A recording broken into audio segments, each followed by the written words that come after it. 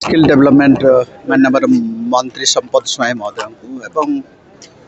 labour department जहाँ चाहूला पिलाମାନଙ୍କର capacity building बढ़ेबार अच्छी बहुत एबे सब आमर ओडिशा रे पुंजी निवेश होउची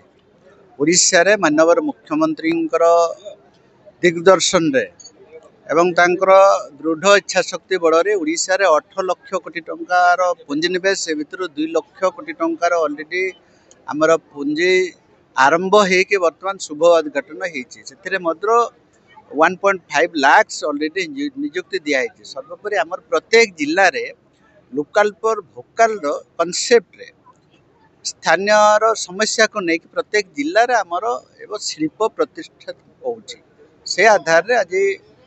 स्किल डेवलपमेंट जिला प्रशासन तरफ आज नियुक्ति मेला होता है जो विभिन्न प्रकार कंपनी एवं सरकारी बेसरकारी स्तर आसी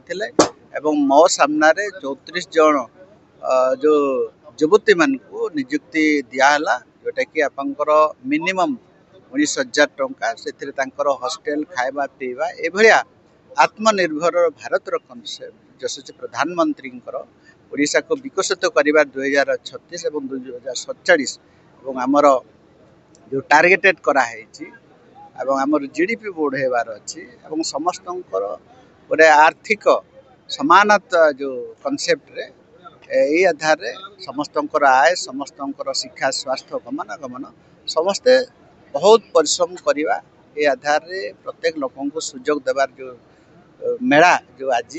संभावनार मेला आज पिला माने जो हायर क्वालिफाइड पिला माने बाहर कंपनी मैंने भी अच्छा ओडिशार कंपनी मैंने भी अच्छा मैंने नियुक्ति देवे आशा करी आहरी पिला माने सचेतन हबार अच्छी 18 लाख कोटी जो हम 12 लाख पिला नियुक्ति देवे